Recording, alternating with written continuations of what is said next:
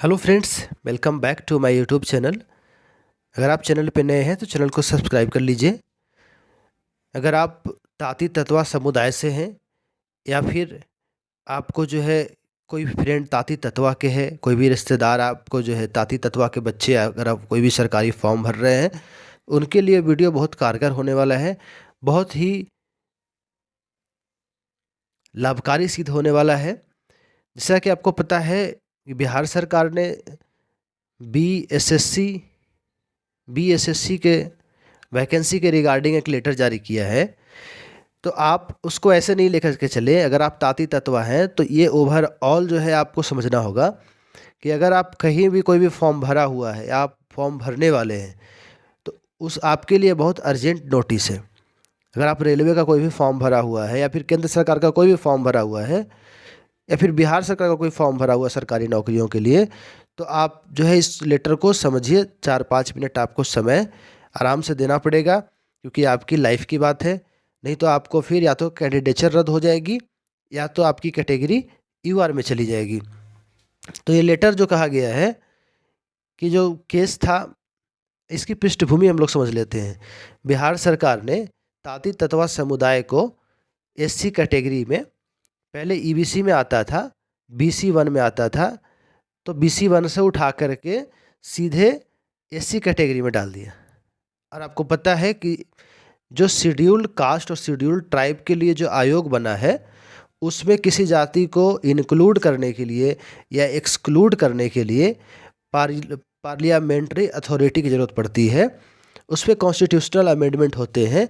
बिहार सरकार ने इसको सिंपली जो है ईबीसी से उठा करके एससी में आपको डाल दिया था। और केंद्र सरकार को ये प्रपोजल भेजा था कि आप जो है इसको संशोधन कर लीजिए और ईबीसी से जो है सेंट्रल में ओबीसी होता है और बिहार में ईबीसी और बीसी 2, तो आप जो है इसको ओबीसी से एससी में कर दीजिए। तो बिहार सरकार ने जो है इसको नहीं माना और फिर ये केस सुप्रीम कोर्ट चला गया। तो ये सुप्रीम कोर्ट का जो है आपको केस नंबर दिया गया है सिविल अपील संख्या अंबेडकर विचार मंच बनाम बिहार सरकार। SLP नंबर है 18,294, आशीष रजक बनाम बिहार सरकार।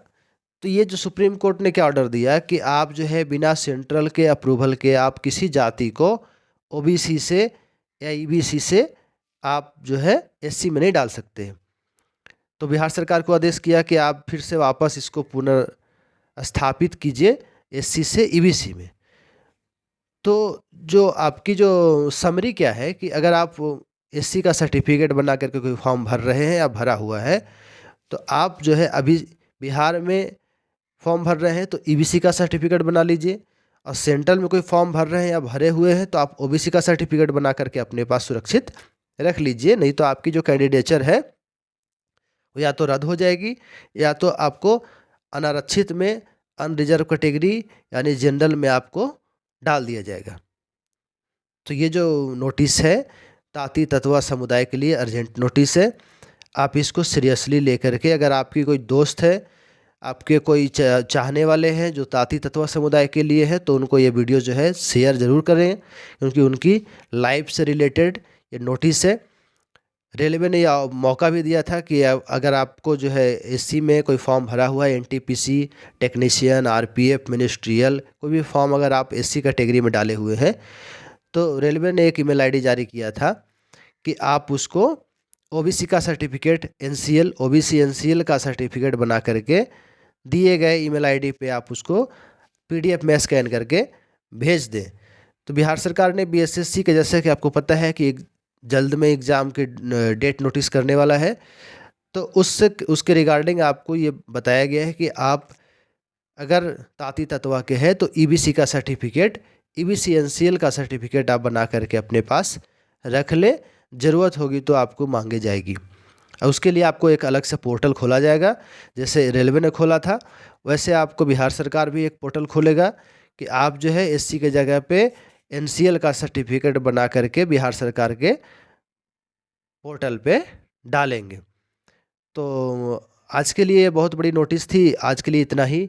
मिलते हैं अगले वीडियोज़ में। अगर आपको ऐसे ही अपडेट्स के लिए बने रहना है तो आप हमारे यूट्यूब चैनल को सब्सक्राइब कर सकते हैं।